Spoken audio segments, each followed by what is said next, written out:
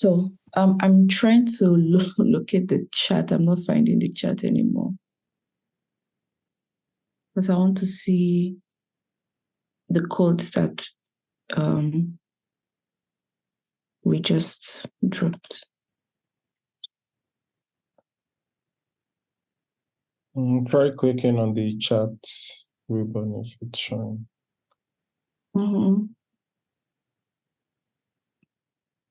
Sorry.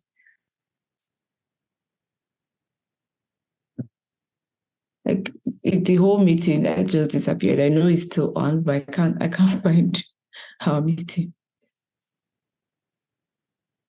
One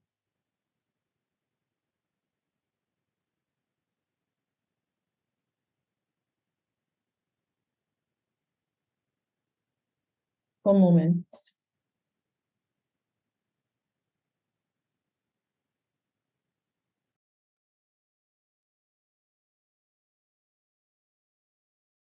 Or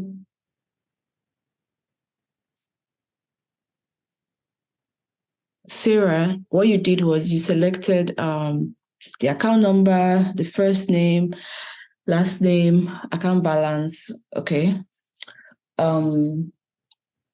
I think that's the typical like way anybody that's looking at it will go about it, right? But what we wanted was to select the full name, that is the first name and the last name, concatenated together. ID, you did the correct thing. Do you want to share with us? What you did? Like, I'm going to copy the code and put it on the chat. Let's create a new tab and start afresh for today. What got my attention on the full name?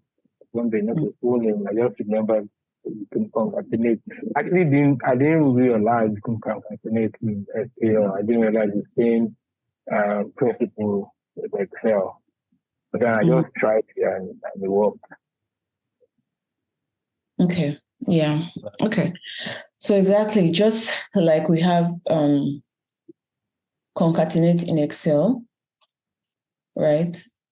The same way we can merge more than two or more columns together in SQL using the function concat, right? So if we run this, we'll see that instead of having John and Snow, we have John Snow together. Now, in order to create a space between the two names, we use we just create a space here. Remember what we said, where when you're using strings of themselves in SQL, you put a quote before and after each of the strings. So the space here is what you take as a string, right, as a character. Does anybody have any questions on this? Is this clear, or what concerns? Just let me know. Any questions? So we should just type in concat and it will come up. Yeah, so concat is a function, right? To merge two or more columns or strings together. This is a function, concat, to concatenate it, to merge it together. So if we wanted to merge full name and account number, first name and account number, you could write first name, account number. Maybe you're trying to use that to create some sort of code. It's just so you know that when you want to merge two or more columns or strings together, you use the function concat. It's also an Excel function, right? Concatenate.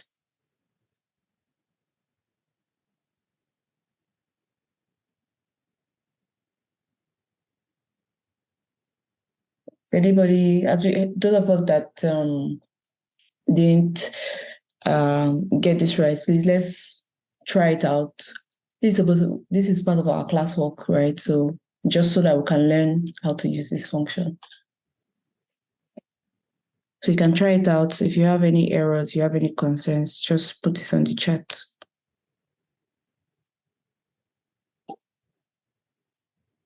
Yeah. Is this one clear? Are there any questions on this? I'm trying to run it. I want to run mine and see if I'll get any error. Okay, Okay. please. Okay, so let me do the next one. Anybody try the next one? How many transactions were reversed? 2 transactions from the one I tried. Okay, can you put your query on the chat just so we can check it and see? Okay.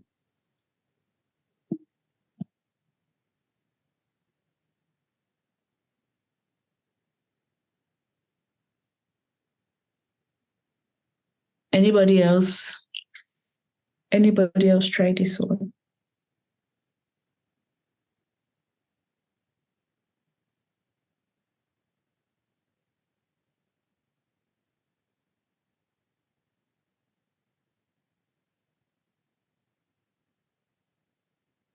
Well, I think I used the wrong reversal code.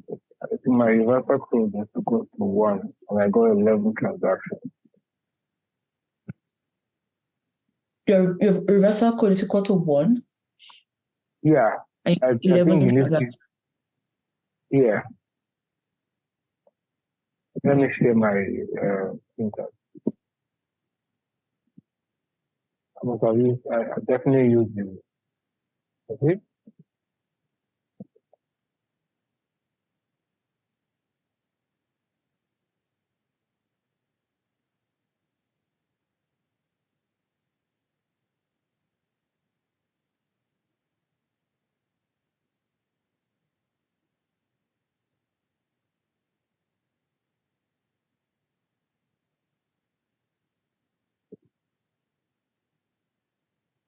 You use reversal flag equal to 1, you can't get 11.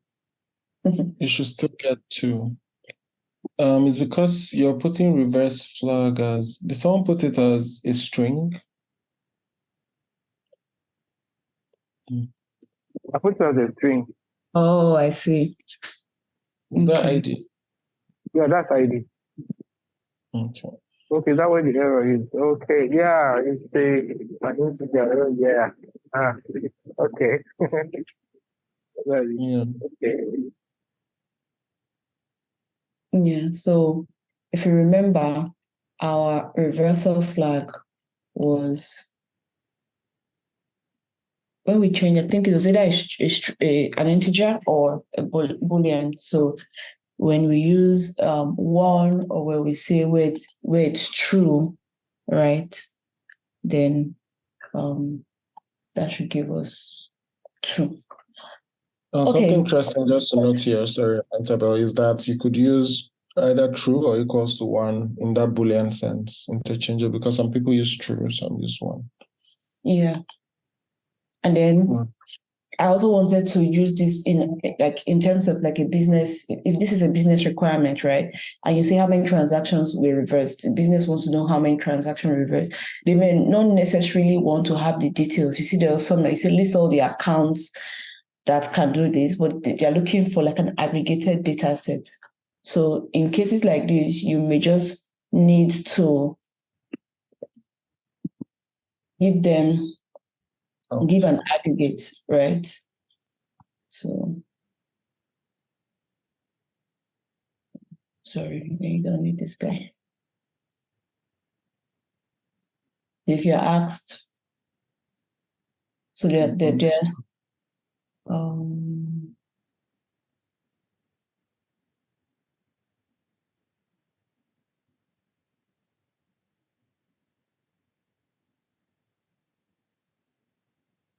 so we might there's some types of there are some situations where you'll be writing queries where you are just aggregating data sets and the details of the data is not needed or it's not part of the analysis, right? So just a note. But yeah, it's 2 transactions.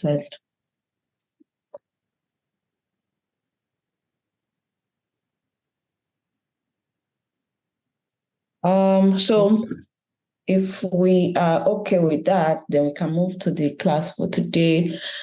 And today we'll be learning about joins and union. Let me draw. Okay. Did I stop sharing my screen? Yeah, you can stop. Okay.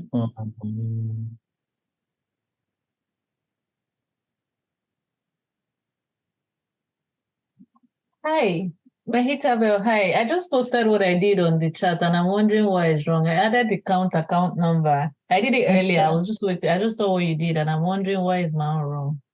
It's wrong because if you, like we said, if you are adding an aggregate function in your select query, and you are also selecting other non-aggregated attributes or fields, then you have to group by. Remember that when we talked about grouping by. So don't worry, while Shekinah is setting up, I'm going to just rewrite your query the way we run. So what's the difference between an aggregate? Because in the video that I watched, it said that distinct wasn't an aggregate. So why is count an aggregate? Oh, count is an aggregate because you are so for count, you're counting everything in that account number. So you're aggregating it. Distinct, however, it's not necessarily that you are aggregating it. You're just trying to get the unique value. So for example, if you have 3 account numbers, and if you have the same account number, and their account names attached to those account numbers are different, if you just do a simple distinct account number, account name, it's going to give you the 3 of them, right? Because each of those account numbers, even though they are the same account number, maybe it's 111, the names attached to them are different. But if you say count account number, it's going to say 1, 2, 3 for those account numbers. And so if you add the account name that you want the account name as well, which of the account name is it going to say 3 as an account name is mapped to? It's going to come. Just think about it that way. So you have one column that has number 1, and then the names attached to that is the first one is Uduak, second one is Mehitabel, the last one is Shekinah. If you say count account number, I will tell you it's 3 account numbers that are there. And then you want the account name. Which account name? You have told me to count the account number already. So which account name is going to be mapped to the count of 3? However, if it's distinct, right, it's going to tell you that the 3 of them are distinct. It's going to still list the 3 of them for you because they have distinct account name. But if you have your column for account number as number one, and say number 2, and then in your still number one, and in your account name, you have Uduak, and Mehitabel, and you ask for distinct, it's going to give you number 1 and Uduak as one row, and number 1 and Mehitabel as another row, because it has found that in terms of account name and account number, they're the same in terms of number one, Uduak and Uduak. I hope you're able to picture it. Yeah, thank you. Okay. Yeah. Okay, so good, we're all on the same page. So like everyone should go over the code that we saw the other day in the classwork and make sure you understand it fully. Now we'll go on to talk about joins and unions briefly. So first I'll just explain conceptually a few of the ideas very briefly. We'll look at some sample tables and then we'll work with this same data set that we're getting used to now. So still our BFN bank, right? Okay, so we're going to look at a few kind of joins. So you remember when we looked at relational databases, do I have that here?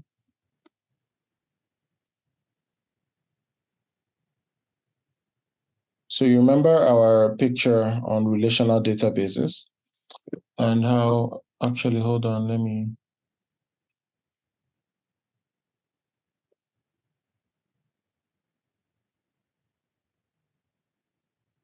just use that to explain briefly.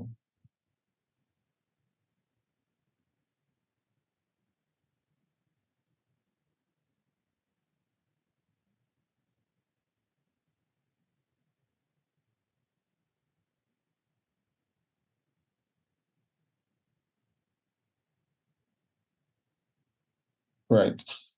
So remember when we talked about relational databases and how you could have information in different tables within your database, and these tables are connected, right, in a logical way using primary and foreign keys, right? So the primary key, once again, identifies each unique row in the table, and the foreign key is a column or a field that is the primary key of another table and connects that table to the former. So in this case, for example, where you have invoice header, you have customer ID as a secondary or as a foreign key rather here. And that foreign key is a foreign key because it connects us to the customer table where customer ID is the primary key. So this customer table is uniquely identified by each customer's unique ID, right? So when you're using joins, you're trying to combine multiple tables or combine the same table in multiple ways so that you can get information that is on different tables within the database. So that said, let's look at a few kind of joins. So here we just summarized a few key important joins. So this is the inner join, the first table on the top left, the first diagram. And that shows you if you had a left table and a right table, your inner join will be the intersection of the data in both tables. In other words, it will be the rows that are unique to both tables, right? So at this intersection, if we had a list of customer IDs, and let's say this was a sales table, we had a list of customer IDs and their sales, another table that was list of customer IDs and information on the customer. The IDs that are unique to both tables from this intersection. So your inner join just gives you an intersection that shows data that's common to both tables. So if you remember your set theory properly, like you would remember intersection of two sets. Now the full outer join gives you the left table and the right table. So it gives you a combination of both tables, including the intersection of both. So data exclusive to left table, intersection of both tables, and data exclusive to right table. For the right join, left join and right join are really similar. Just look at it as if you flipped one, the order in which the tables appeared. So the left table is just giving you, the left join is everything the left table plus the intersection. And same with right join, everything in the right table plus the intersection. We'll look at examples and everyone will understand. So a table is joined on one or more logical statements that are at the intersection that define how you combine the two tables. So the syntax would be select A. You remember aliases. I remember one of the lectures where Mehitabel was explaining why aliases become very important when you have multiple tables. Classical example would be with joins. So you want to be able to uniquely identify each table. And so you could use an alias so that your code is not unwieldy, right? So the syntax would be select the columns you want to select, identified by what table they belong to, from table A and its alias, inner join table B and its alias. Then this on is the logical connector, right? And so when you're doing this on, remember our foreign key, primary key match. So this has to be a field that's common to both tables. So by common to both tables, I'll mean, for example, For example, in this case, customer ID, if we're joining invoice header and customer tables, customer ID is common to both. If we're joining invoice line and item tables, we have the item ID common to both. So if I was joining these two tables, inner join to be blah, blah, blah, blah, blah, all the columns I'm looking for, inner join invoice line table, and you're joining into item table on item ID of this equals to item ID of this. And the purpose there is because that's the foreign key. That's what's common to both tables. So this is just the syntax. Now for unions, unions are slightly different in the sense that with unions, you're appending two or more tables together. So it's almost like stacking two tables on top of each other, such that you're taking all the rows of one table and all the rows of another table. And there are two forms of union, right? There's a union where you're appending unique rows once from both tables. And there's the union all where you're just putting all the tables. So even if they're repeated, there's repeated data in table A and table B that's common to both. You would have the data from table A in your final table as well as the same data from table B. So it would appear twice. But with the normal union, that will be excluded to show up only once, right? So it's almost like the normal union would look like a full join, but the union all will be left table circle and right table circle separately. Even if there's an overlap, we won't overlap the intersection and they'll be repeated. So it will be, the right table is going to be a circle here and so on. Is there any question so far? Does everyone understand? I know we'll get into the details. I have a question. Yeah, please. Now, does it really matter what you're joining on in terms of which is the primary and which is the foreign key? It doesn't matter, just that both have to be common to both tables, the field you're joining on. The field you're connecting with the foreign key, you can start with on the foreign key equals to the primary key. And vice versa. Yes, it wouldn't matter. Even if you had a table of 3 different columns that are common between 2 tables, you could join with any 2 columns that are common to your 2 tables, whether or not they're primary and secondary keys. All right. Yeah. That's a good question. Thanks. Sorry, I'm just making sure I heard you well. So the table that shows just join is the same thing as inner join, right? When you say just join, does it mean inner join? Yes, it's the same. Okay, same syntax. Whether I say inner or this matches with this table. So it's just giving you the intersection, right? Right. Okay, sorry. Yeah. Yeah, for the listing, you have 6 types of joint. Well, you only explain for the other one, the right outer joint and the full outer joint. How does it look like? So this, thanks. I should have mentioned that this right outer join is the same as the right join. Many times, not to be verbose, this is just omitted in the syntax. But even if you added it, it would be the same. So the right outer join and full outer join are the same.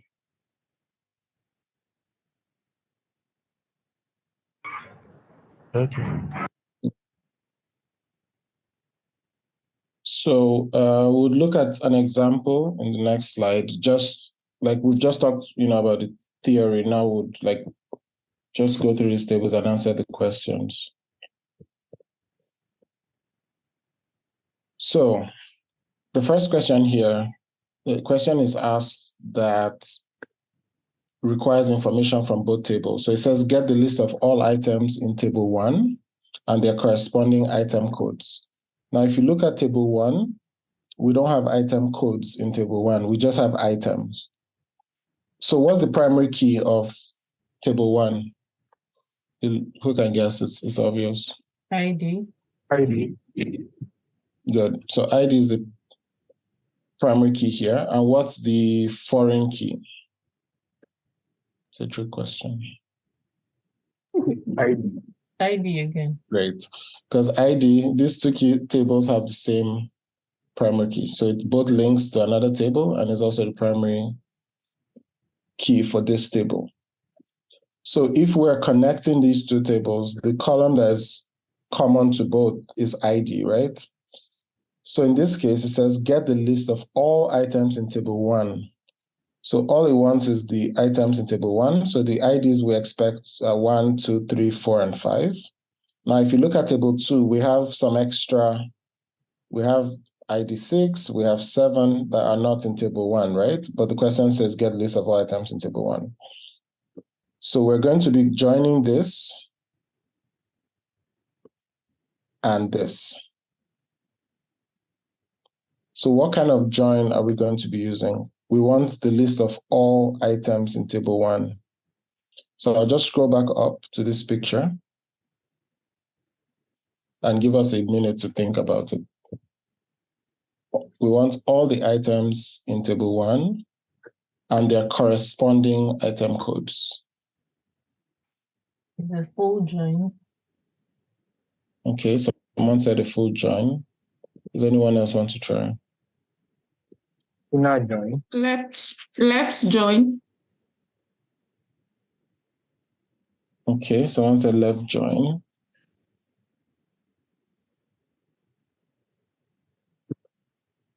So for the inner join, this is what it's going to look like. So we're going to have only the IDs. Remember what we're joining on is ID. We're going to have only the IDs common to both. So let's try that join first. So if we do the inner join, which is the intersection. So the first thing is we're going to have the IDs that are in both tables. So that will be 1, there's 1 here. 2, there's no 2, so 2 is going to be omitted. 3, there's 3 here. 4, there's 4 here. 5, there's no 5 here. 6 and 7 are not here. So if you do an inner join, remember it's the intersection. You're doing an inner join on ID, you would have only the IDs that are common to both. In which case we will not get all the items in table 1. Does that make sense? Okay. Yeah. Okay. Someone else said left join. And this is why the left join will be the way to go. So the left join first gives you everything on the left-hand table, which is table 1. So if we did table 1, left join table 2 on ID. So essentially what that table would look like will be everything in table 1. So we would have ID 1, 2, 3, 4, 5. We would have item milk, sugar, beans, rice, cheese. We would have for item code, where there's item 1, we would have milk, 1 matches to ID 1 and would have ML167. For 2, we would have 2 sugar, there's no match for ID, so it will be a null. So essentially, when you're joining, doing a left join, you're returning everything in this table, and you're returning all that matches in the right-hand table. So remember, think about it this way. Everything in the left-hand table and all that matches in the right-hand table. Same with right join. So everything in the right-hand table and all that matches in the left-hand table. So essentially, the left join will be the join structure to use. I just want us to grasp the ideas first before we start writing any code. The next question says, get a list of all item codes and items mapped to them. Get a list of all item codes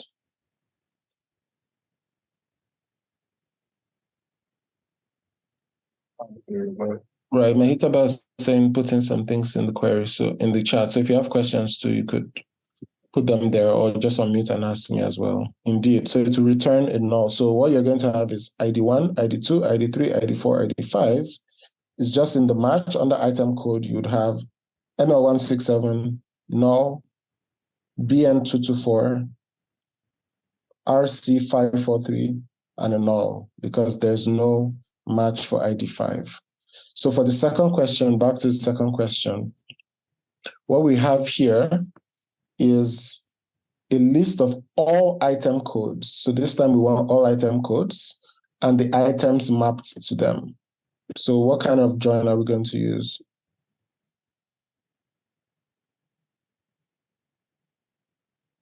Right. right join. Exactly. Because now the table that has all item codes is on the right-hand side. And so we'll be joining, you're doing a right-hand join. And remember, this has to just do with the order in which you're putting it. Remember, I told you a left-hand join is just a right-hand join where you've reversed the order in which you put the tables. So if you say table 1, left join table 2, that will be for the first question. For the second question, we're saying table 1, right join table 2. That will still be the same as table 2, left join table 1. So many times, if you want to always say left join, you just have to make sure the order is you're putting the table where all the information you want to take everything out of first, and then you're joining on the other one. But in this case, we're just putting it this way for us to understand the concept. So table 1, table 2, now we want to get everything in item code, so we're doing a right-hand join. And the last one is we want to get all the items and item codes. Full. Exactly. Oh, So here we'll be doing a full join, and to get only items that have item codes.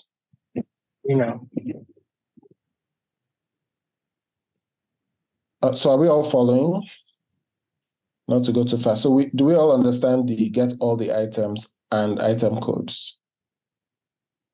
So here we're back in this scenario, right?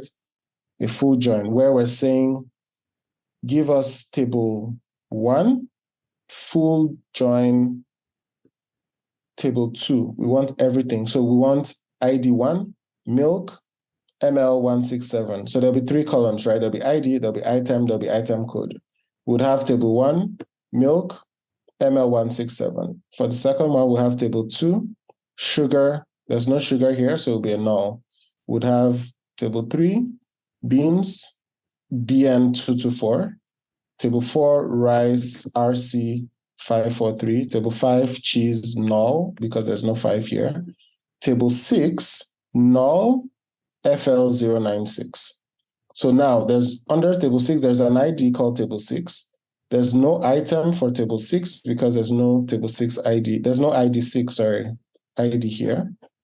However, there's 6 here and we want everything. So we're just going to have a null under item, but we still have the item code. Same thing with 7. We have CN012 and a null under item, but the ID will be 7. So our ID on that table will be 1, 2, 3, 4, 5, 6, and 7. And for only items that have item codes, get only items that have item codes. Once again, we're looking at item codes. We only want the item that have this code. So again, we're in all for item codes. And that will be what? A right join.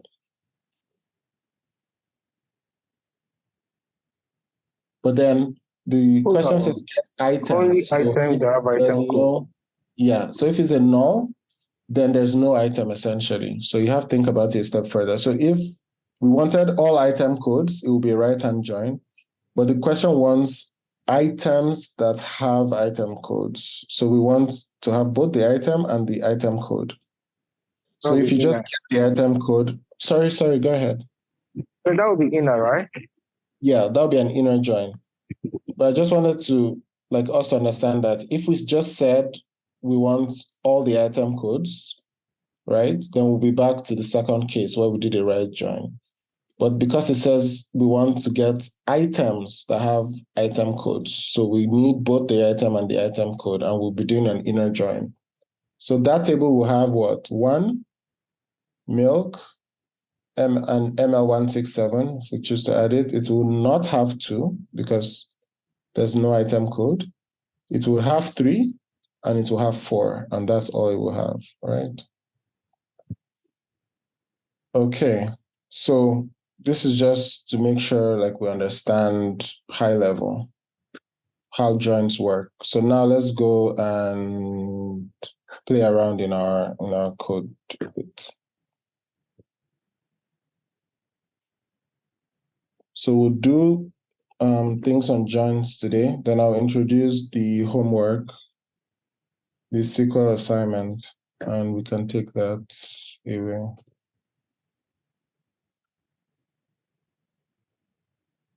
Can you see my screen?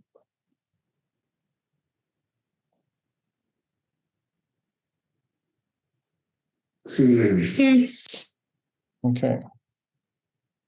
So to refresh, let me just start a new one.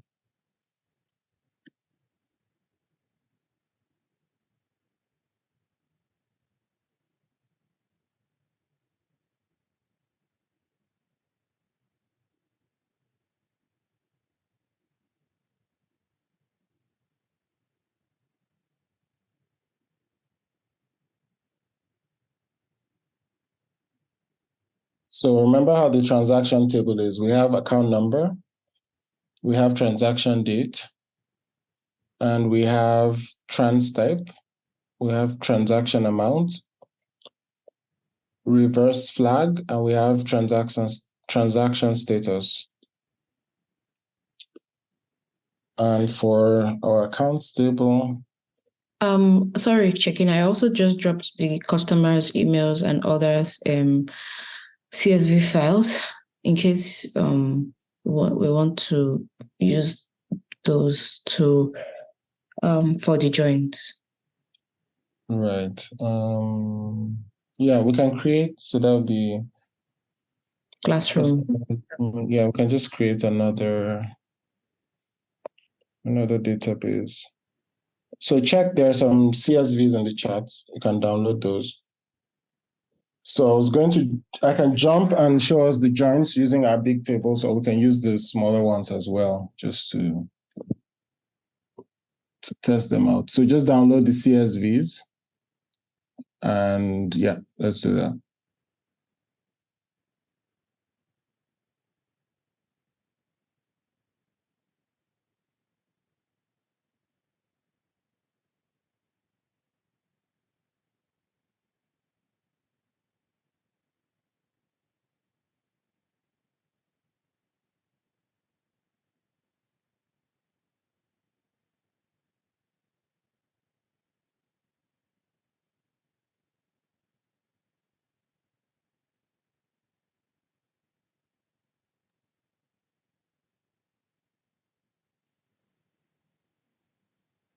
In case we are having trouble remembering how to create the database or importing the CSV file, you could just follow Shekinah's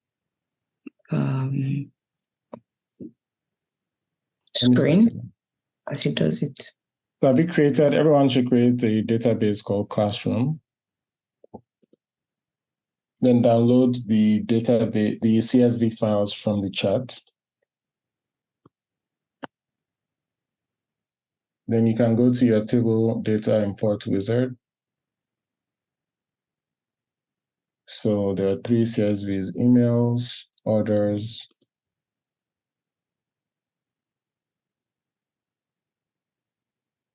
always goes to hide. So you're creating a new table called emails. Remember this, it gives you the type automatically. Import. Right, so that has 3 records. If you want to see a table, as most people like, you can always refresh. So now Classroom has table emails. Yeah. We can import the others. Emails, orders.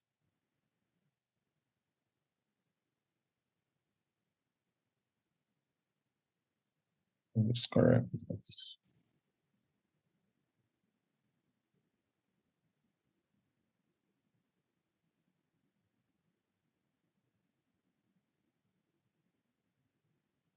And the last one,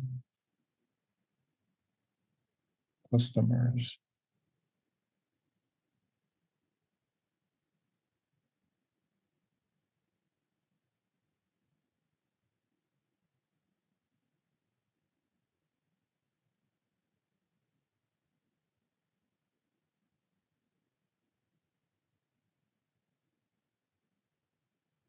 So does everyone have a small database setup?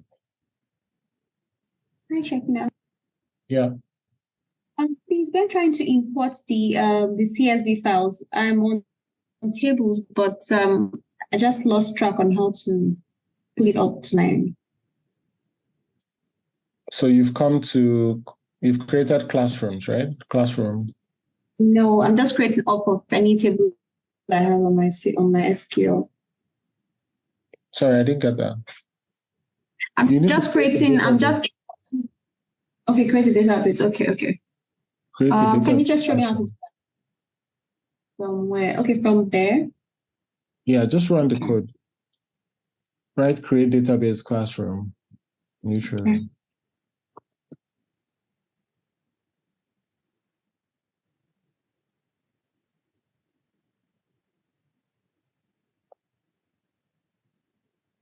Do you allow sharing screens, or I don't want to pull it the class backwards? You want to share your screen? I just want to show you if I'm on the right track. Yes. Go ahead. I stopped sharing briefly, but just quick. Before you share, do you want us to keep the data type the way it is, or do you want us to alter anything? Yeah, just use the defaults. That's what I did. Okay. All right. It's just a small database, just so that, like when we're doing the join examples, right? It's with things we can look at the table and decipher ourselves before we now go to the bigger table, so that everybody understands it. So where's your database? It's I've downloaded it already on my desktop. No, not the data, the database. Where you create database? Okay, so can you just tell me where to go to? Just go to the SQL window. Okay. This one here, right? Yeah. Okay. No. Click new query. Click new query up. New query up. Sorry, where's that? Just beside the save button, the two save disks. No.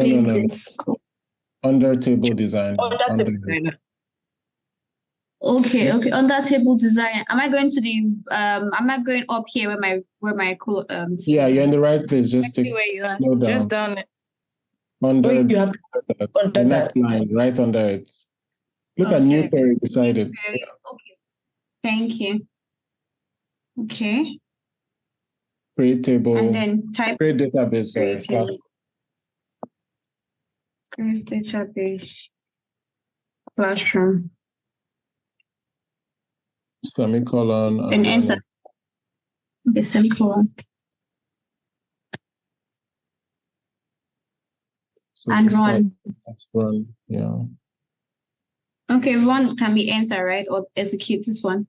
Yeah. Okay.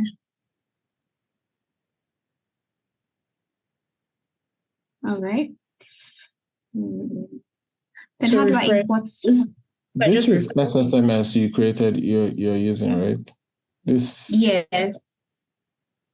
Okay, you're using a different window, but that's okay. Okay. So go to your databases. Should be able to refresh it. Database. Where should I refresh? Here, right? Yeah. Okay. And then classroom. Classroom. Yeah. Did it show up? I'm not sure. I don't see it. Yeah. I didn't see it either. If she run the database, the query. Yeah. So I clicked on execute. Highlight it and just highlight it and execute. Put your Or you know what? I'll let you and Maitabel sort in the chat. But I think you should follow the MySQL. I think you should follow the MySQL workbench. Okay. Maybe just refresh again. Yeah. So you're already in. You can find it on the tables. You're already in Ogo database, right? So click on the Ogo Beke. That's the server, right? If you click on that, now run it again. Okay. Okay. You can just come to the chat and let me know what's going on. So let's look at our tables briefly. So we're selecting stuff from, let me refresh mine as well. So we have 3 tables, customers.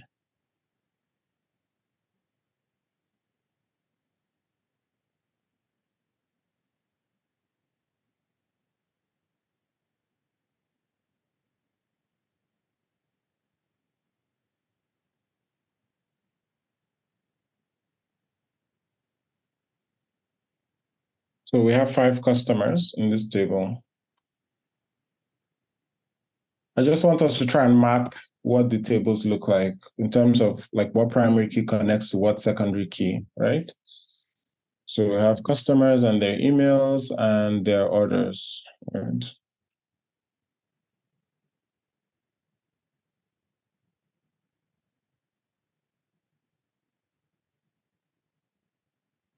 Does this work like this or something? Yeah, okay. So these are customers, these are emails, and these are orders. Can we see these 3 tables? Now, all of them are linked by the customer ID. So customers has ID, name, surname, location. Emails, you have the ID and the person's email address. And then orders, you have their ID and the item and the quantity and amount, right? Now, if you notice something, in this customer table has unique IDs. This table has unique IDs as well, and we don't have the email address of all our customers. Some people didn't feel it. This table now is not an appropriate table that you would see in a standard database. It does not have a unique ID. Did anyone notice that?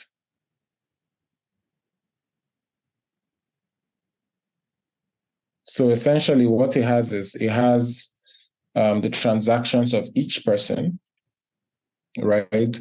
So some people have done multiple transactions, but it doesn't have like a date or something with which we can identify each unique transaction. It just has ID and the item the person bought, quantity, and the amount, right? Okay, so let's see. Let me ask a question. If we say, for example, trying to test the inner join, let's find the customers that have, or let's get the emails of each customer. Let's get the full information of each customer, right? So if we want to find the full information of each customer, so we want their ID, we want their name, we want their surname, we want their location, and we want their email address, right? So how do we go about that? So there are a couple of ways. We have select, if we would call the first table customers C, right? We want all the information in C. So C.star. And what else we want? We want the email address from the email table. So let's call that table E. Dot, we can either email underscore address just to get the exact email underscore address, right? So this is selecting everything from customer table, everything from email address, right? From email table, sorry. From customers with the alias.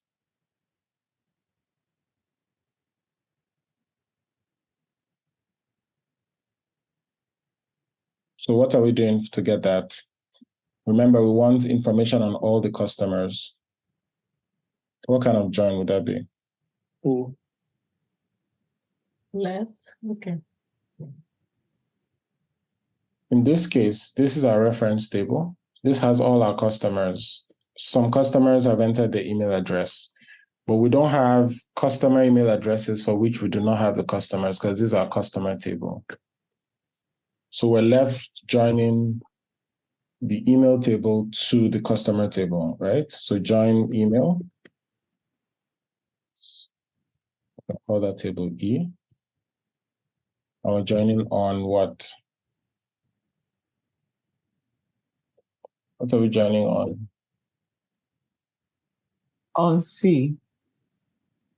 No, what column? The email table.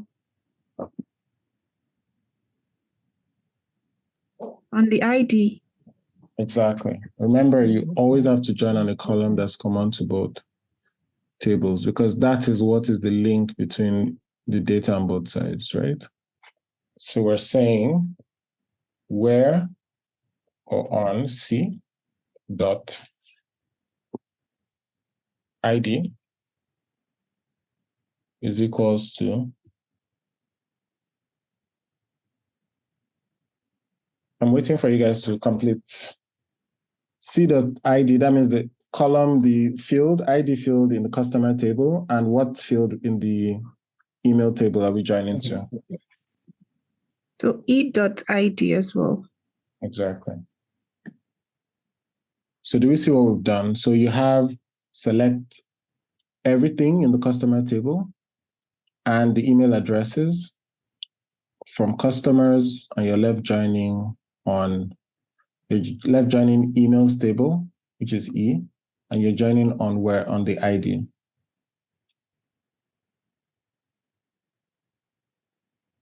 So when you run this, what do you get? You get everything in the sorry, I keep looking at the chat as well. You join everything in the customer table as well as the email addresses. But remember, only 3 customers had email addresses. So for those that didn't have, it returns nulls. So look at the picture we're in.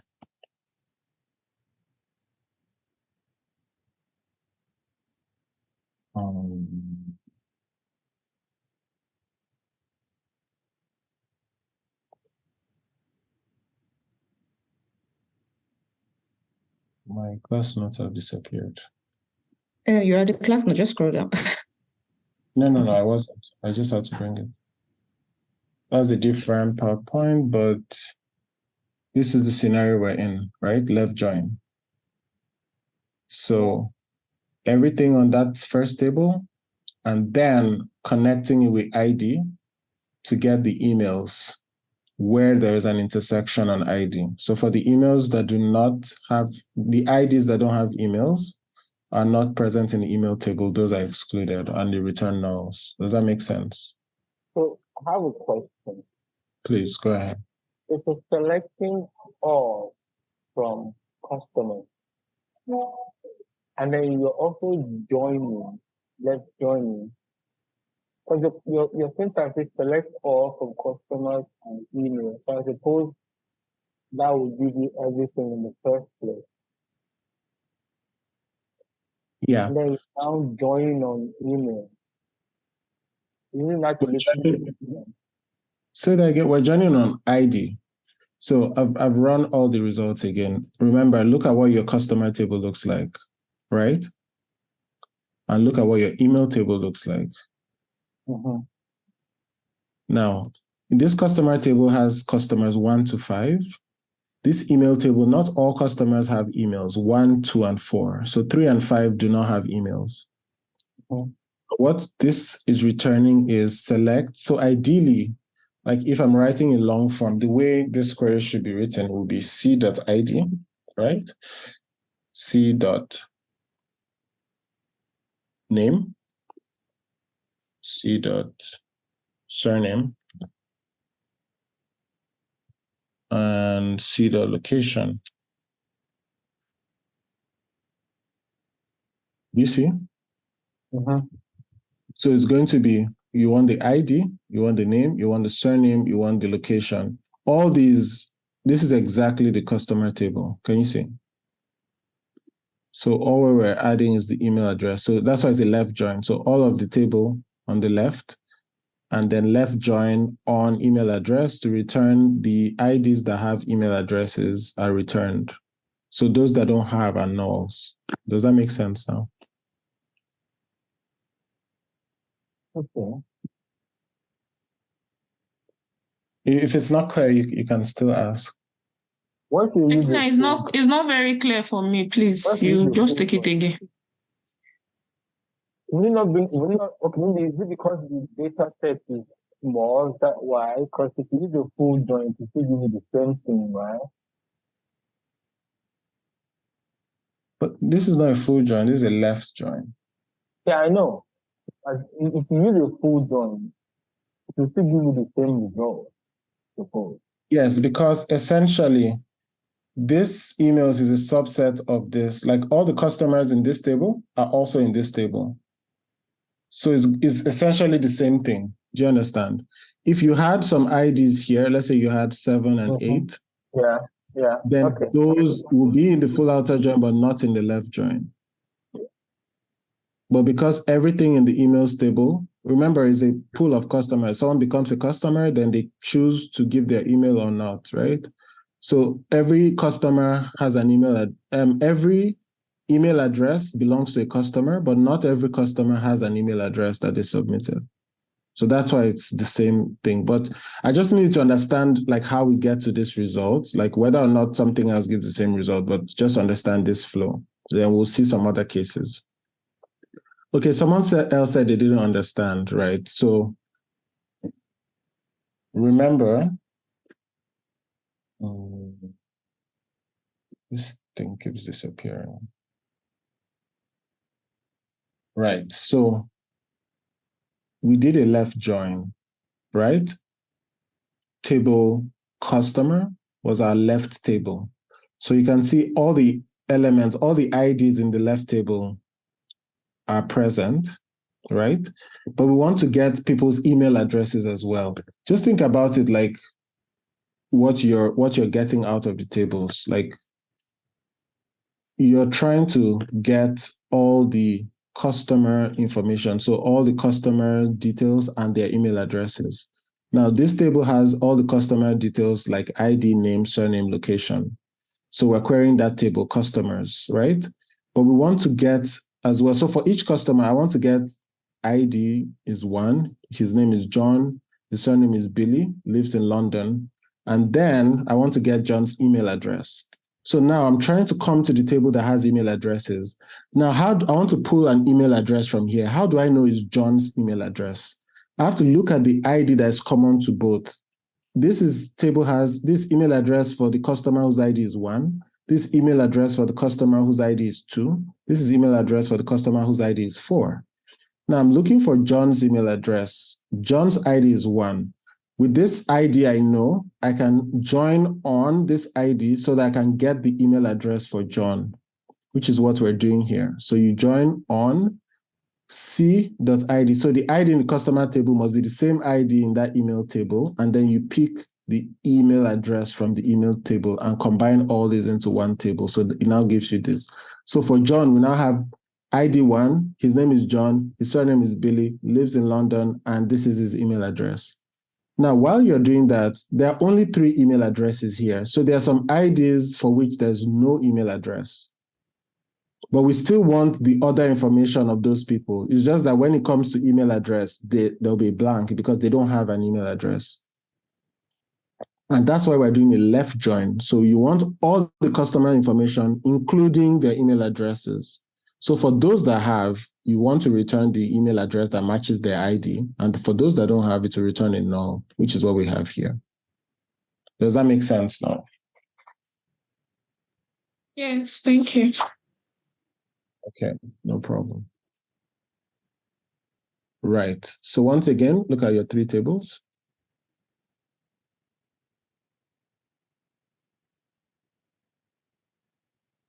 So here, 1, 2, 3, 4, 5.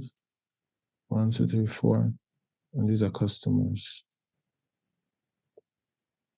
Now, if we want to get customers and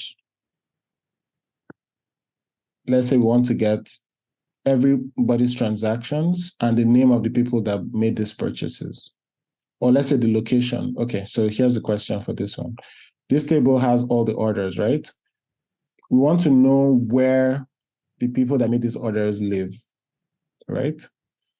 So in essence, we want to know all the information for their shopping and where they live, right? And let's just maintain the order just so we can use left join, right join, right? So remember, we're trying to get all the information on their purchases and where the people live, right? Does that make sense? So we can use left join and we can use right join. So we can select from customer table now, we need the location. So I can say c.location, right? That's all we need from that table. From the orders table, since we want all the orders, right, we're going to be picking the IDs from orders. So I'll say o.id.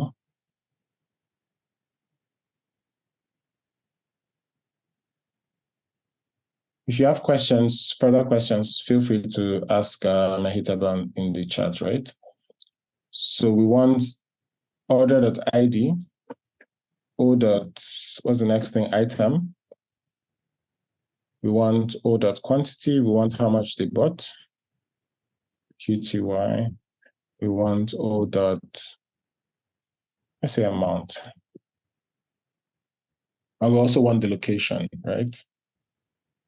And we're saying from, now we said we'll put our customer table first. So customer at C, right join. Orders, the orders. That's O. And what are we joining on once again? On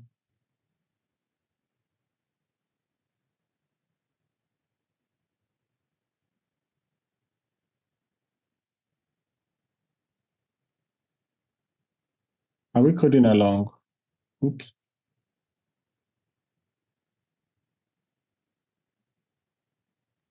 I've written customers.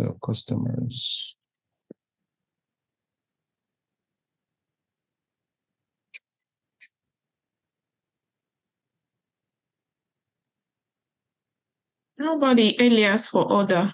The O. Thank you.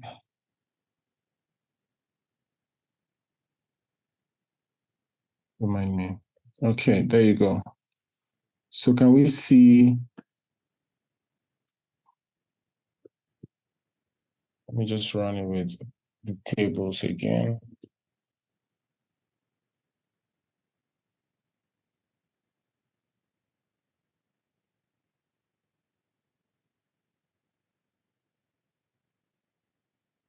So if you run all the tables together,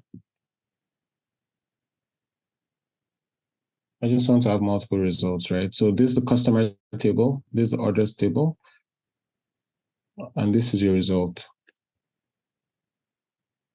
So here you have the location for each of the purchases.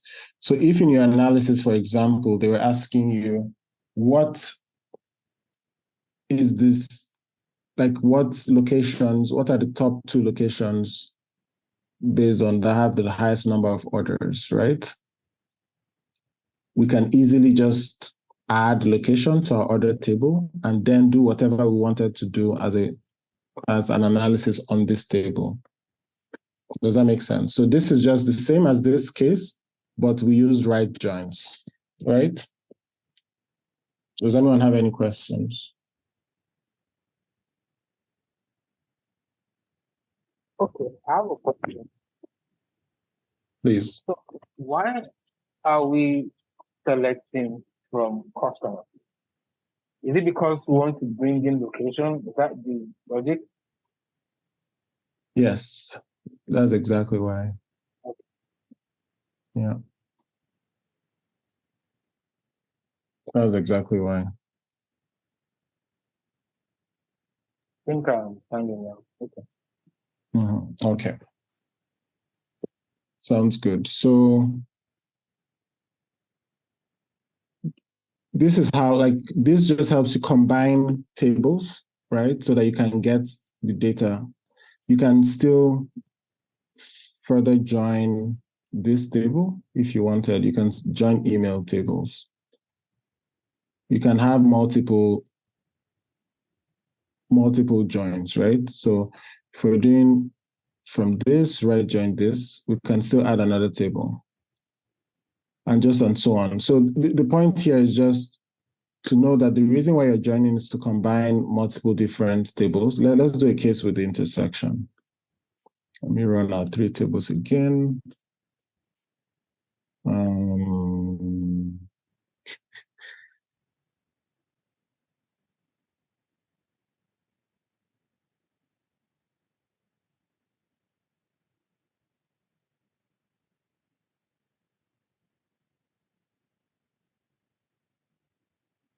We've all transacted.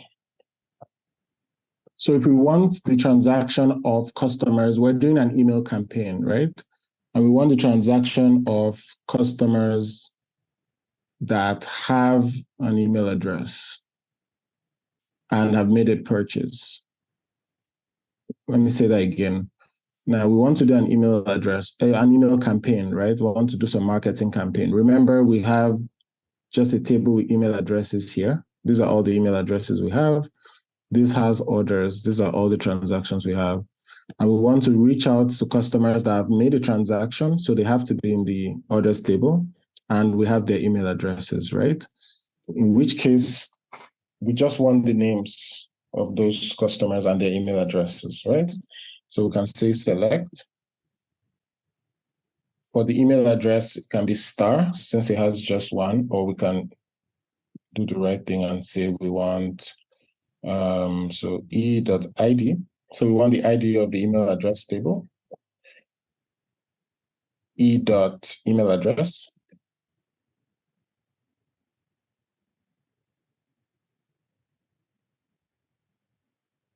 And we want, let's say we want the customer name as well. So C dot name. C dot sign. And we want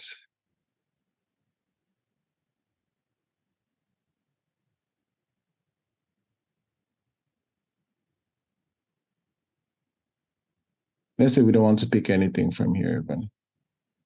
Or we want to know, okay, yeah, let's just stop at that. We can now say from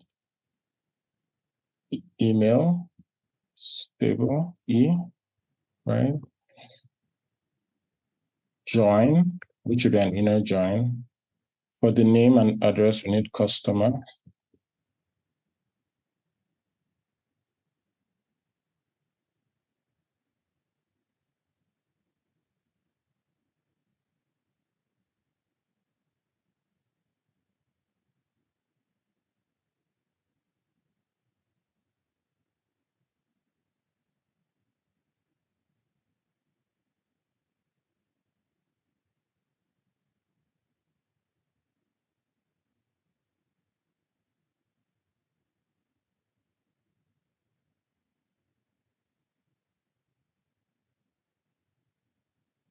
So now that we're doing an intersection, we can see that we have just the addresses that both have an email address and also have, like, we get their surname. So it's the intersection. It has to be common to both.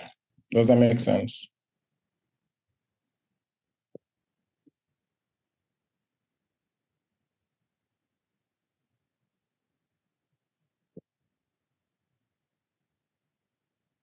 Okay. Shekinah, I have a question. Those Yes. E dots, C dots, are those aliases? Like you just give it any alphabets before the table? Yes, you can name it.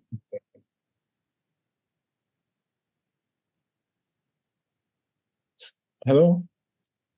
Hello, I was saying that, can you give it any other name before the colon? Can I just put a Z dot email address? as far as so this alias is based on what alias you gave the table. So here we're using E as an abbreviation for emails so that we don't have to write emails.id, emails.email address. So if Z was the letter you used here, then you can use it. So if this was Z, then you have to do this, right? And you're joining on Z.id. So Z is just a name you're replacing the table name by. In which case you're back here. Yeah. All right. Thanks. Okay. Now, another way to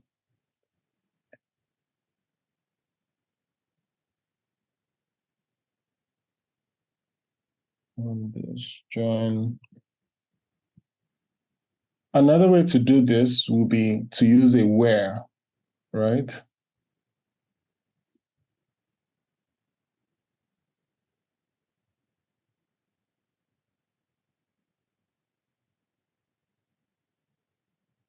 And I just wanted to use this just to drive home the point that another way, like a substitute for saying on, right, is to use where. And where is just setting a condition, right, for you want only the cases where both of those are equal. And that's an alternative to say joining on. And why I'm adding this is because you can use multiple conditions.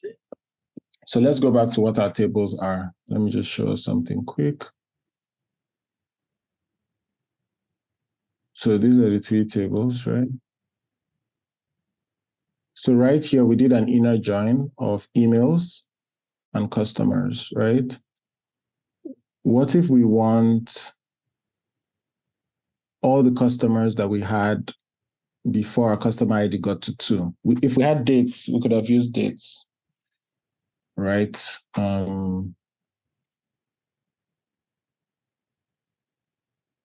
So if we run this again, so here we use where instead of on. So let's say we wanted to also show like ID is where the ID is not greater than 3, right? So I can say and z.id is greater than 3, let's say, right? So here you see we're combining multiple conditions using the where in what is defining our join. So in other words, we want to join this table, ID table, from emails. We want to join the emails table where the IDs match the IDs in the customer table, but where the ID is greater than 3. So we want only the IDs that came after the third ID, right, in our customer database. So here you can combine conditions for join as well as conditions for filtering. Shekinah. Essentially, Yeah. No, go for it. Ask your question. Okay, so essentially, you can you say join customers on z.id equals c.id, where z.id is greater than 3? Yes, you can do that. No, you first of all need to create a relationship, right? So, yeah, you have to put it on and then before the where there exactly. That's what I'm saying. On z.id where exactly. Yeah. That sounds, yeah. So that makes the interpretation a little bit easier for me to comprehend using the join. I understand. But at the same time, you can combine. Checking just another scenario suggestion where we've been joining just 2 tables. If you have another table, like in this situation, and we want only customers, for example, that their orders are greater than, say, 0.5 or stuff like that, you can also do another join and put that as a condition, just like you want the email address, but you want it for only customer. You don't need any other information, only that you want for customers that have maybe orders greater than 0.5 or orders less than 0.5. You can have that there and, put the condition. Are you saying you can have multiple joins? Oh, yeah. Okay. You can have as many as 10 and 20 joins in one queries. Sorry, as in you have left join, you have full join, you have also right join in one query. Yeah. There are times even where you have to join to another table to get an information that you need to join to the actual table that you need. We would get there. But just understand the concept first and the logic, and then you can apply it in any way and can permute and combine it in any way possible. But just understand the logic, understand when you do this join to this other join, what the output is going to be, what you're trying to achieve. And then using that logic, you can, join in any way possible. But yes, you can have up to countless joins in one query.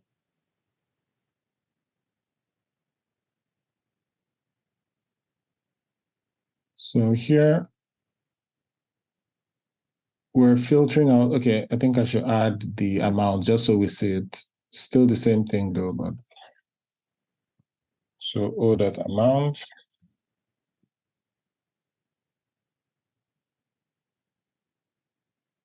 Right. So what we've done here, to my table's point, is to include the third table. So remember, I like running all the tables to make sure we're seeing them. So we have these three tables, this. Oops.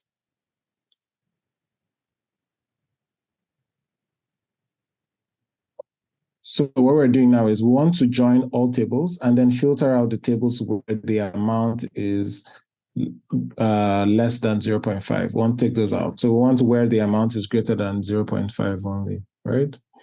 So what we've done here is to select all these, right? These are the columns we want. So we want ID, email, address, name, surname, and amount. And we want it from emails table. So this will give us the emails. Customer table will give us the surname and name. And we're joining this to on ID.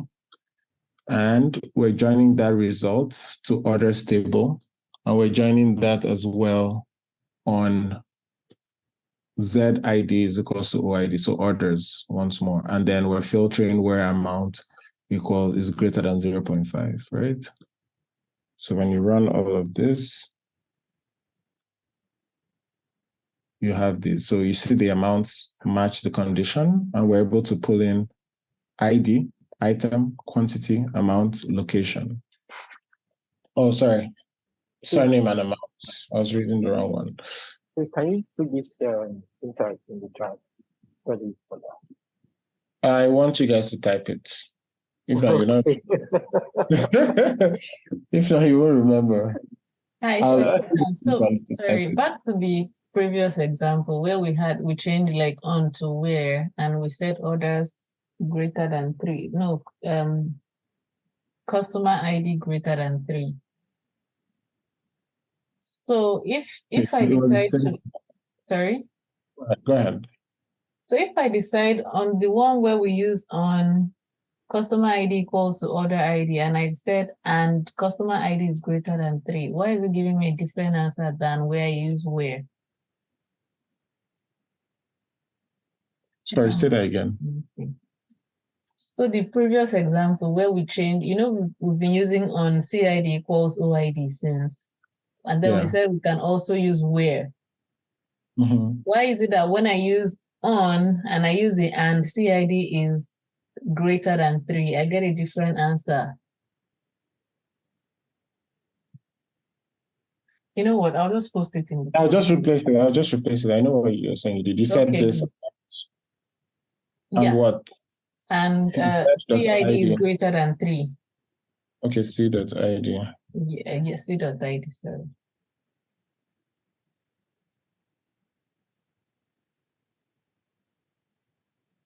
This is what you're referring to?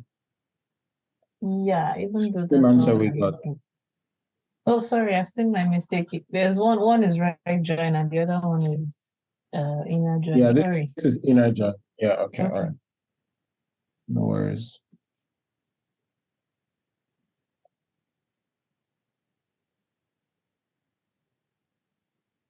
Okay, right. So I think we can probably do some example. Either we move. So do we understand all of this about joins?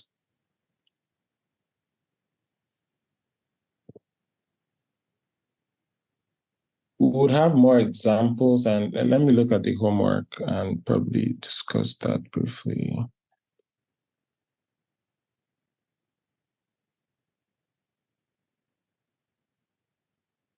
But is there any portion of this that is not clear so far with the joins?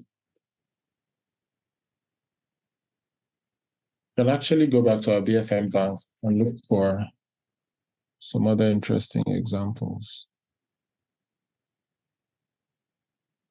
Please make sure you're typing along, right? So that you don't forget what we've done.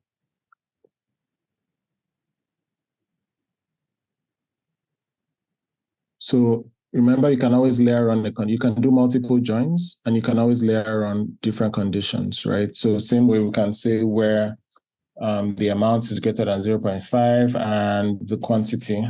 So the quantity is coming from where the orders table. So O dot quantity, right, is greater than 2, right?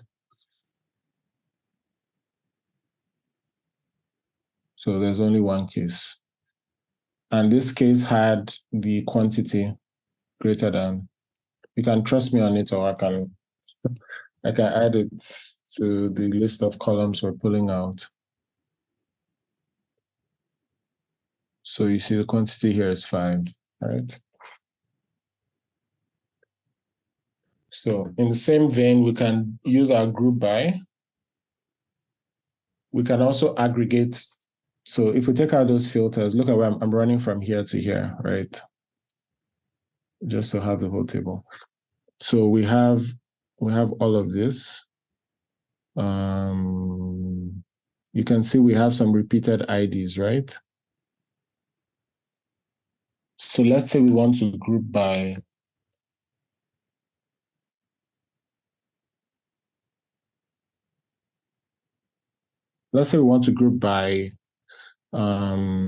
the ID, right? So we just want one person's ID. We want their email address. We want their name, right? And we want, okay, let's just for group by. We want their ID. We want their email address. We want the total amount that they've purchased and the total quantity, right? Does that make sense? So let's create another. Let me just type a fresh square. So we're saying select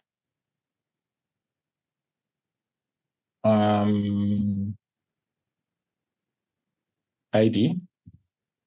Remember, when you're putting ID, that means you're going to group by the ID. I hope you remember that. So let's say e.id or o.id. So we want the ID, we want the email address. So that'll be from the E table.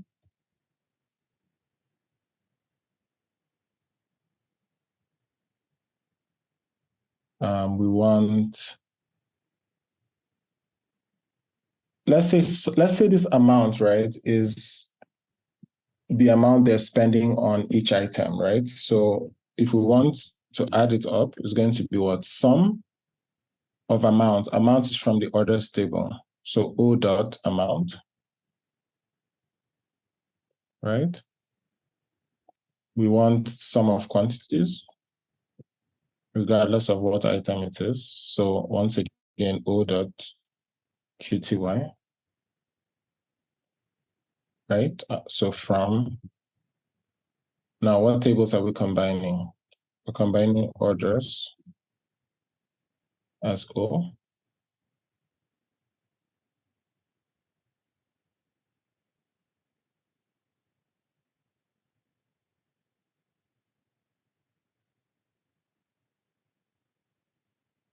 Join. What are we joining it to? Emails as E. What are we joining on? Oh, that's ID. See the ID. And what do you want to do now? I want to group by. Now, remember, we want each person's ID. So we're grouping by ID, definitely. We want their email address.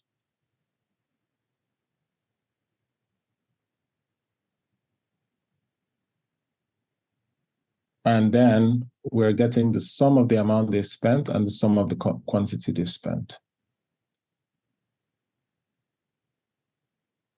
I'll call this total amount. I'll call this total quantity.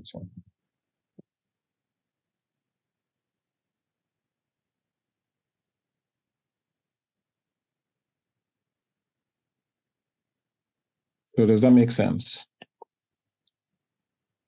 So once again, what your join does is just create that table for you. There's a combination of both tables.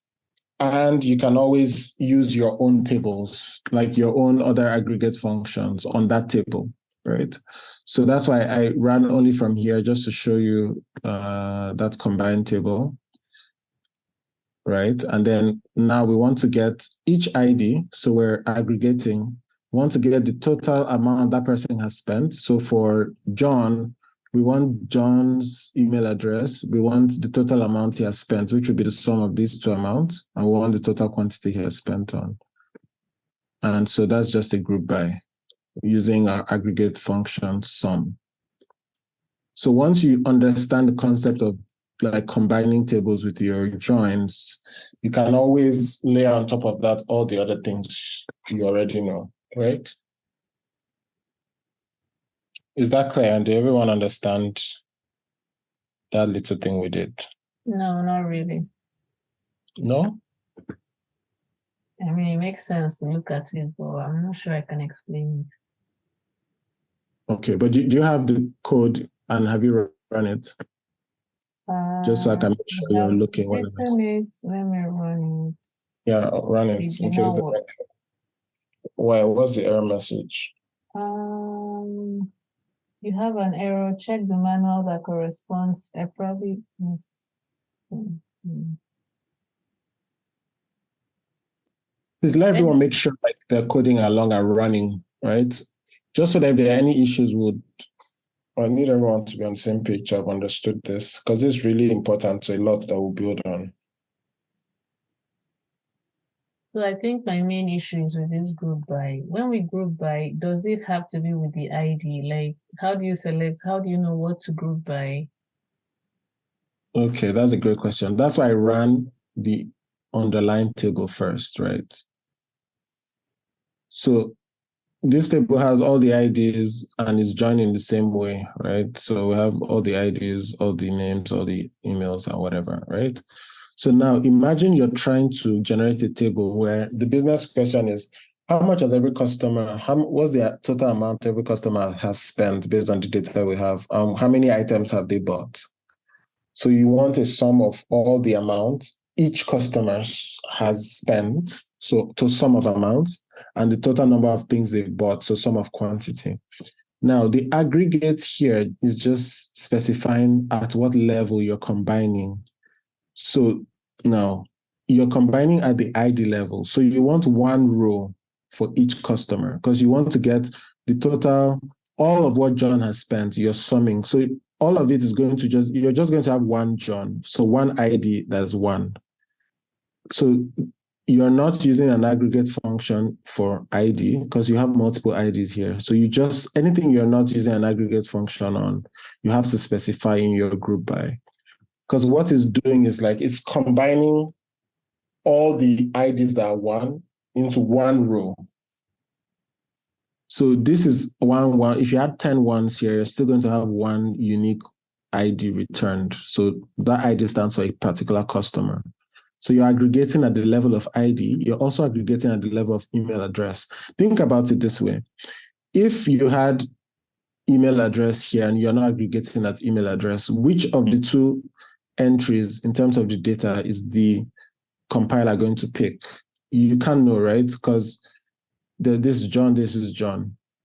But since this column exists here and you're not using an aggregate function on that column, then you have to include it in your group by.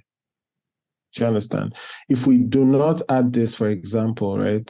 If we take this out, it's going to give you an error. And that's what Mahitaba was mentioning the other day. If you run this, you get an error, right? And the error is, number 2, select list is not in the group by clause. Let me pull this here. So you see, is not in the group by clause and contains non-aggregated column. So you've not done any aggregation on this email address, classroom email address, which is not functionally dependent on columns group by clause. So essentially, it doesn't know what to do with this email address because there are 2 email addresses that match the same ID, but you've not specified what it should do. Now, you might say if you wanted to select unique or select top, then you're telling it what to do, like with the particular one. But in absence of that, there's no way for it to know what to do. So you include it in the aggregate list of aggregated fields so that the compiler knows and aggregates this likewise. Does that make sense now? It's better. Okay. So you're aggregating at ID level. That's why you have ID there. You don't have amounts here because you already have sum of amounts. You're returning a field that sums the amount. So remember, this is the field, this is the underlying table for aggregation. You have 2 amount entries.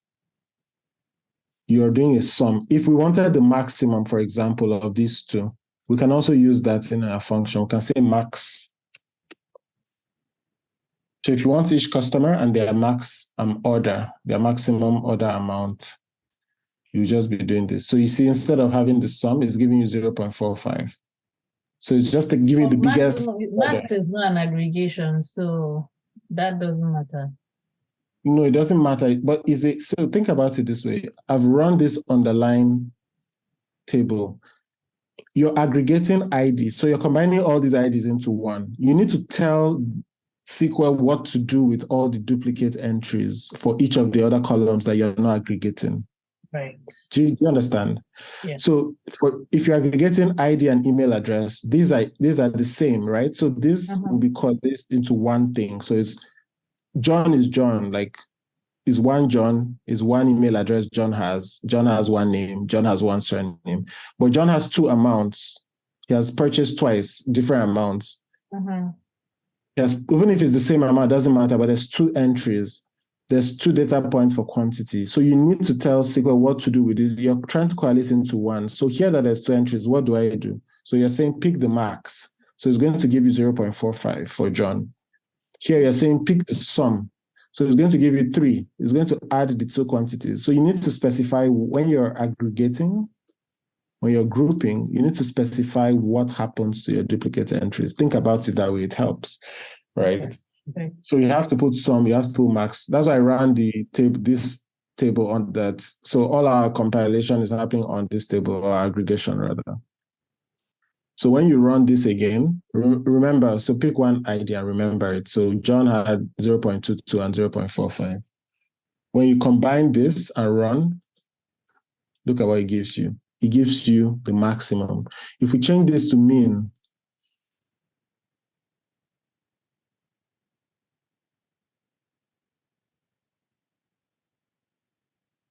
then it gives you 0.22, which was the minimum amount. So essentially, you're just saying you have to specify what it does to the duplicate entries.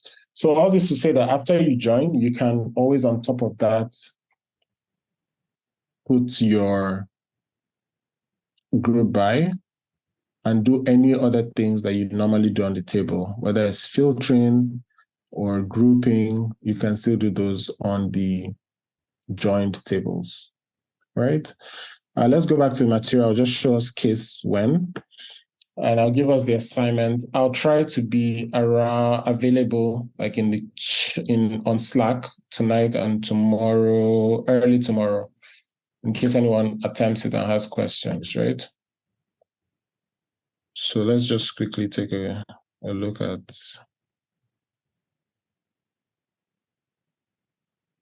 Is there anyone that has any other questions? Before we go on.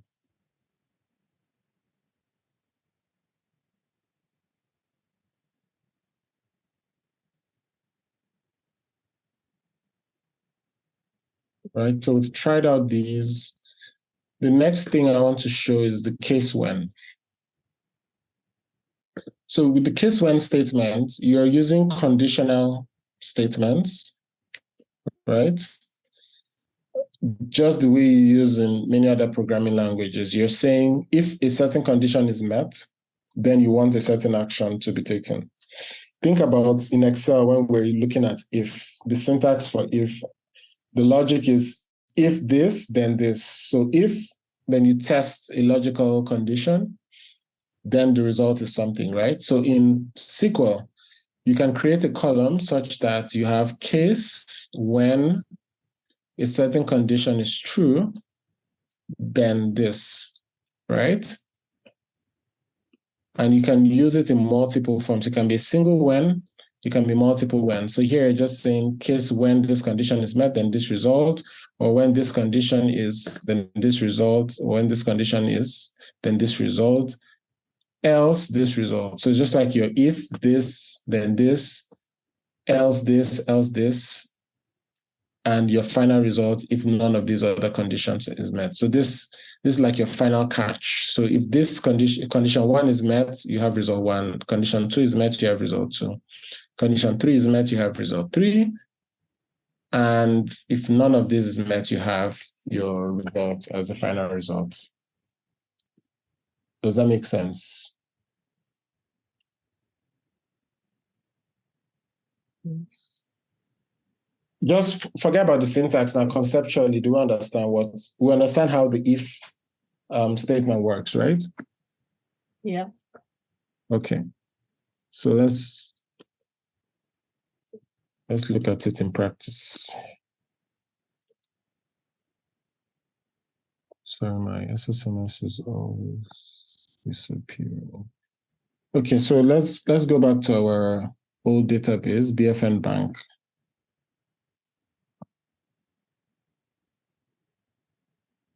Our favorite database.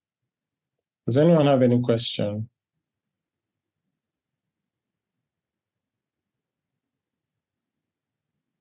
Question.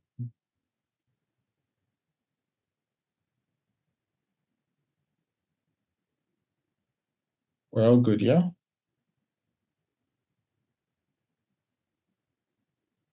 Is everyone good?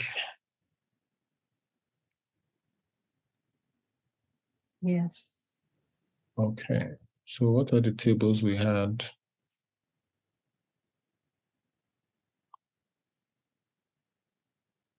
Let's just look at tables again. Select stuff from accounts.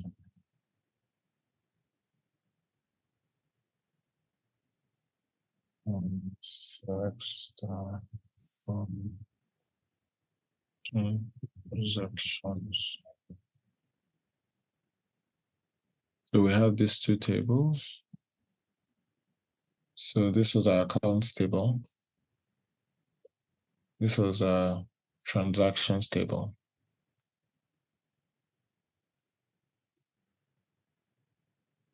So for example, look at this accounts table. And I think this example is in the notes. If you have these different accounts. You have John, Michael, and you have people's balances. Let's say we want to come up with a ranking system of customers based on the amount they have in their accounts, right? So let's say we want to show, so we want to identify the customers first, right? So they're identified by the account number. So we select, so this account A dot account number.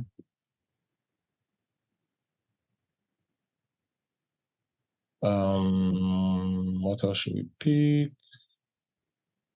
Let's see their last name. Let's pick their balance, so A dot balance, right? From accounts. Alias is A. So the alias is A. Now, we want to create an extra column based on the balance of the customer, such that when your balance is above $100, you're a tier 1 customer, and when it's less than, you're tier 2, right? So for that, we can say case when, what would the condition be? A dot balance is greater than 100. So you see that dynamic again, then. So when this, a condition, then what do? You give it a designation called tier 1. So that's like your top tier customers, right?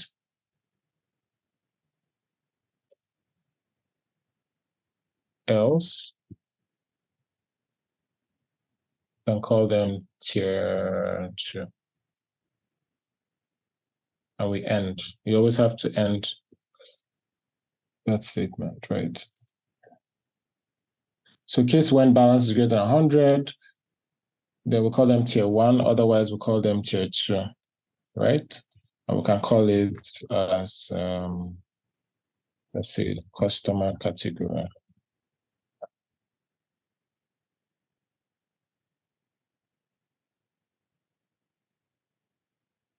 So do we understand this? Is the syntax clear? Is the logic of this clear to everybody? I suppose the case, okay. Say that again. I thought the logic was going to come after the from. Sorry, I didn't hear that. You thought it was going to come after the from? Yeah, correct. Okay, no. I can see.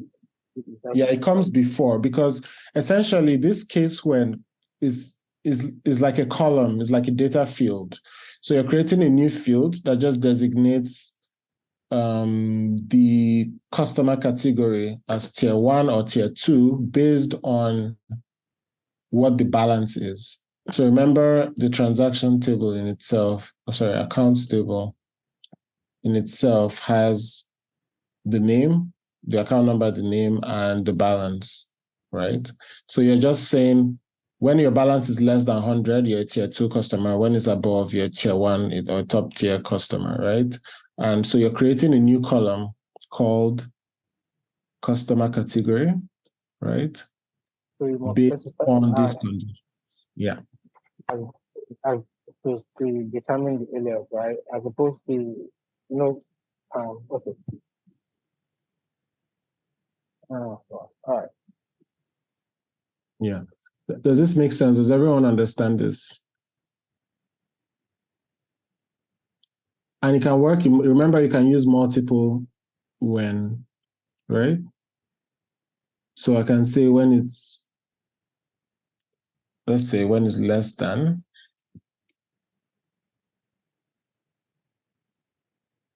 50.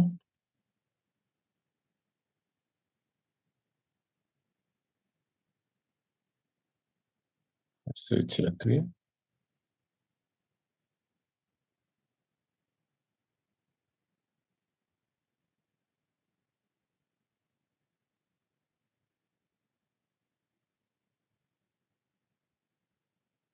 A dot balance is greater than 100, then tier 1.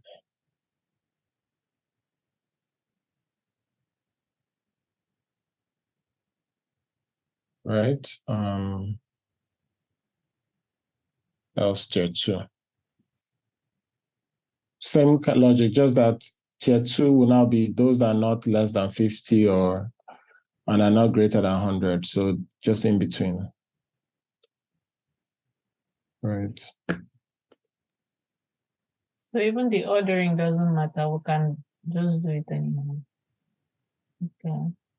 As far as the logic is consistent, right? So here, if you do a condition that is met by both, then the order matters. So if I say we're greater than 50 and we're greater than 100, put tier 3 and tier 1. Everything that's greater than 50 will be tier 3 already. Some things are great. Everything that's greater than 100 will definitely already be greater than 50. But the logic, the way I structured it, still makes sense because less than 50, greater than 100, and you have between 100 and 50 in between as tier 2. So if you see, that's what you have. So 76, 280 is above 100 is tier 1, and so on. Then tier 3 will be those that are less than 50. So and then another Yeah. issue I have is I don't know when to use commas and the quotes and all sorts. Because at first I didn't put a comma beside my balance and it returned an error. So many times we don't use them. So when do we use them and use quotes and all of these things? Let me explain that. That's because remember what I just said, that case when it's like creating a column, right? So, you separate each column by a comma, right? Yes. Right. Yeah. So this is account number, this is last name, this is balance, and this is customer category. But this is just the logic for generating that customer category. So this is just like another column. And look at the column here, customer category, right? Cost cat is a column. So it's separated by this. Now, there's no comma between your columns, your field, data fields, and your from. And that's consistent for all through. Like before the from, there's no comma. So just remember this case when is like putting another column. Remember, we can have multiple case ones, right? By the way, so I can say comma here and still come and do another case one. All right. Case one, what? Last name A dot last name, right? Like, let's see. Let's say it starts with what? S.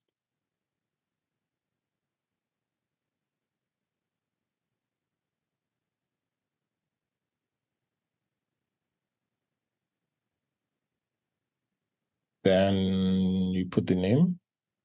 So A dot last name. I'll explain in a bit, 1 sec.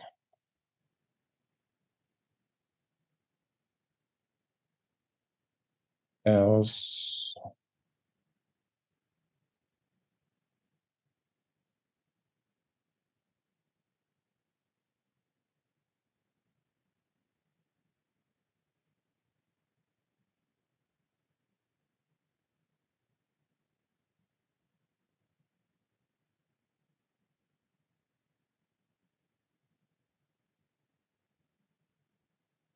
So this is just a random thing, just to show you that we can have multiple case statements. So here, I want the customers whose last name start with S,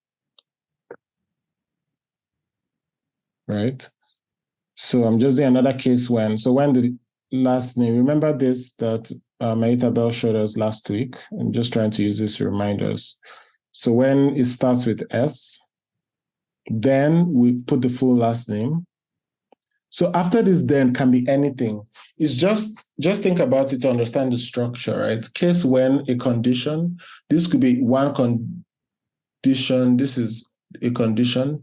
This could be one condition. So when the last name is like S percentage sign, it could be many conditions, something and something and something. All you need to know is that whatever is in between here and here has to return a logical result, Boolean, true or false, right? So case when whatever condition here is met as true, then you have this.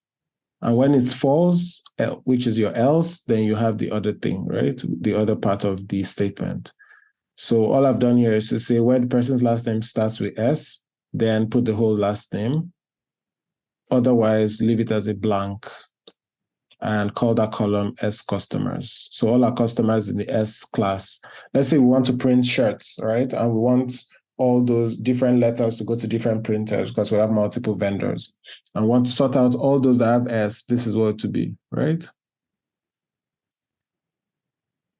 So I feel like we can stop here today. I'm going to show us CTEs, so temporary table expressions. We'll do that next week. So how to create all tables into a temporary table and then perform analysis on it, which is really useful when you have like very large queries, right? Many times you want to do it and catch all this table in this form and then do a query, putting your filters or your aggregation or whatever else you're doing on that common table expression. We'll also look at temporary tables as well briefly. ID has a question. Go ahead. I do. My question is just the double quote on your screen, your text. So sometimes you single quote, sometimes you double quote. And I think I don't know if from this data set or database, I've used double quote and throw an error. Is this peculiar to the case statement? No, it's not. So for this data, for this MySQL, you can neither go with double quote or single quote. And it's wrong. Yes, yeah, you do. but Doesn't the matter. best thing to actually use usually for SQL is single quote, because not all SQL engines take double quotes. So for example, a GCP can take either single quote or double quote, but SQL Server Management Studio will take only single quote. So the best standard actually, if you want to be on the safer side when you're learning your SQL, is to just use the single quotes. Okay. Sorry, mine did not run. Sorry, the last code did not run. What's the error? Always read the error to tell you what's going wrong. Use the right syntax for case one a dot last name, like. So check your syntax around there.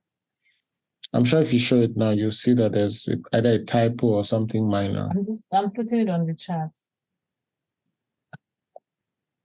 Okay, later I'll take a look.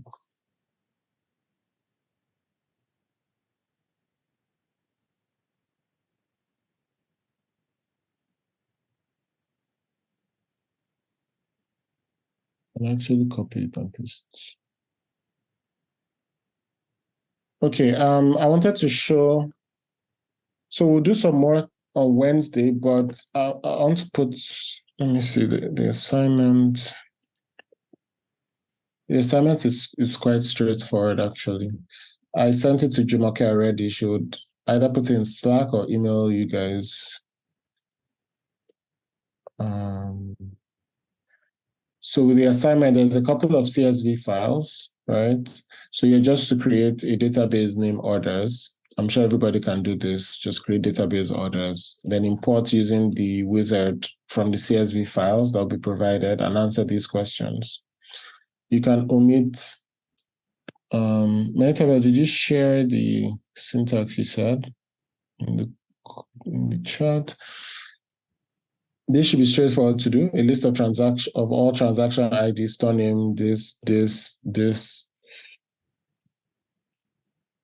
Yeah, I just shared the syntax to create a view. Creating a view is very straightforward. It's like it's just your typical SQL query that you've written. I used one of the queries that we wrote today. one of the assignments using the email address. And then all you have to do is to write create view, name your view in front. And so if you see what I said, just look at the syntax and try your hands on it. It's very straightforward. After creating this view, you can simply select from the view you've created using the name, and then you will not always have to write out your SQL query again. So if you see what I just sent, create view customer's email as, and I wrote our query. Going forward, you can simply just say select from customer's email because you've created that view. So every time you write select staff from that customer's email, what happens is the query that you have written has been stored, and it will always rerun that query for you. You don't have to write out the query anymore. It's usually beneficial for when you have like a long line of code. So sometimes you write a code that's up to 200 lines, 300 lines, right? And it's something you always have to refer back to. You don't always want to come to run or write out that query in case you lose your query or your code or something. You can simply select from your view. That's one use case. There's so many use cases for views, right? So yeah, so I don't know if it's just the syntax, very straightforward. It's part of the assignment. I was hoping that we'll have time to go through it in class today, but since we don't have time, I've just copied the code, look at the syntax, and try to recreate it using the assignment. So it's on the screen, actually. The only thing is, imagine this is your select statement, like all we've been doing so far. This is where your select starts.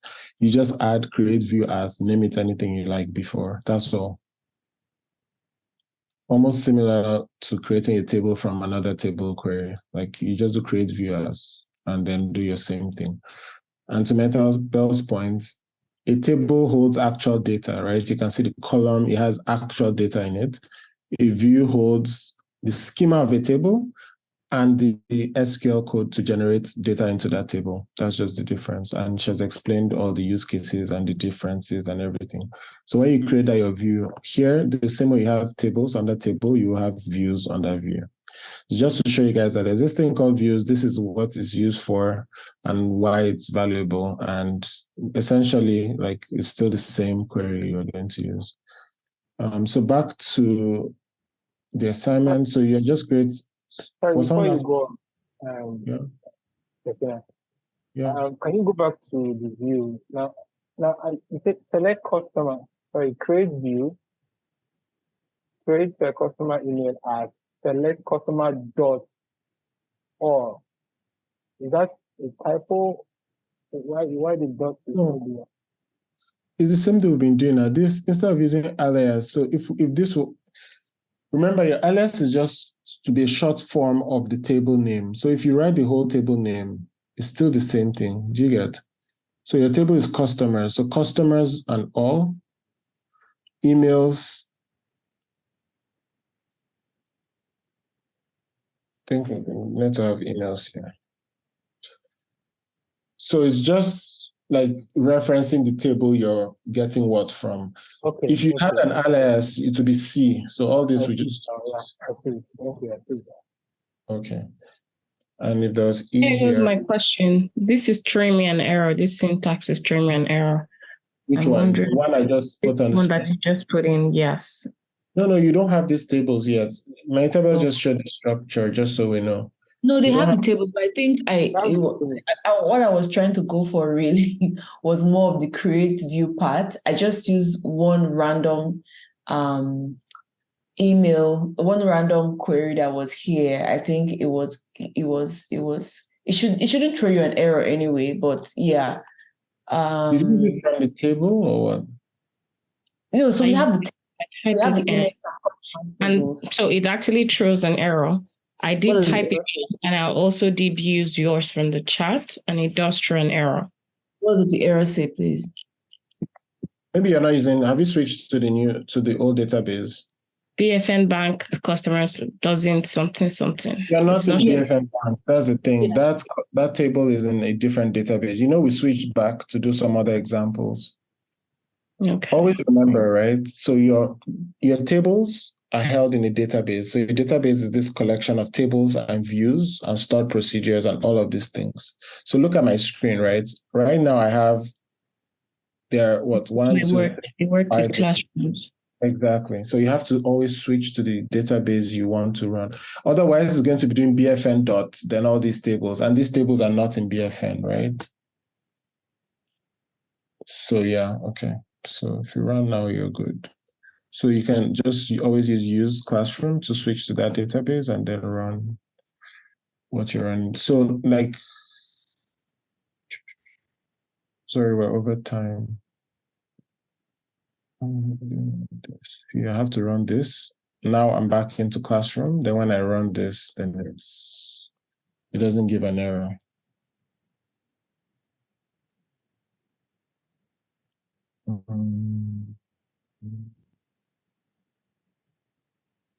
What's not error?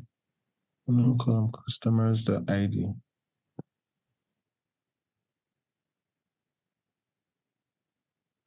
Oh, yeah, because I use the alias. It's not a problem. Yeah. So now when you refresh and come to views, can you see that there's a view there now? Right? I don't know who was talking. You can check yours as well where you ran. So now there's a view. So remember, yes, I do see that. Okay, fantastic. So you have all your tables, you have your views, you have stored procedures, functions. Okay, so just back to the assignment quickly. We're going to end the class now. But so let's just do that. So you see, it's exactly almost the same thing. You're creating this query, then you're creating a view for it by just adding that create view as, and then also look at the total number and total amount. Remember where there's total number, you're either counting, you're using an aggregate function here. Here you might be summing of items purchased by person by store, right? So in your aggregate function, look at the levels at which you're aggregating. Person level, store level, right? Food type, color of each person in the person table represents like what food type it represents. You might be joining two tables here. List the full names. Maybe you're concatenating here, I'm not sure. Color, food type, and sum of items bought for all people that bought at Amazon. So here you have a filter, Amazon and Target, and bought between 1 and 4 items. So you have different conditions of filters, and maybe you're joining here, right? So the second assignment, this one we've sent the data for this. So you're creating BF rentals. This is our company that has different branches. So you're creating this table with your CSV, and you're looking for the number of canceled bookings per month, along with canceled percentage. So here there's a small calculation.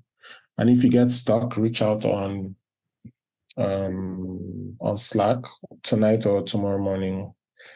I'll also try to answer some at night. Then find the price per day, per booking, per check-in location. So we'll let you guys figure out these and try them. Leave out number 3, just do 1 and 2. Definitely everyone should complete assignment 1. 2, everyone should get to this point, and definitely A, and let's see how the rest go, right? Make sure you practice in a group, drop questions in the chat. Just make sure you have tried this out before the next class. Our next class is on Wednesday, so we have a day in between, right? So if you want to get together in groups and try it out and you have questions, feel free to do that. All right, are there any other questions before we close for tonight? Yes, please. The last code mount is still returning an error. It says customer ID in on close. It says customer ID what? Like customer.id. Yes, because in on close. Yeah. Because you change this to the alias, right?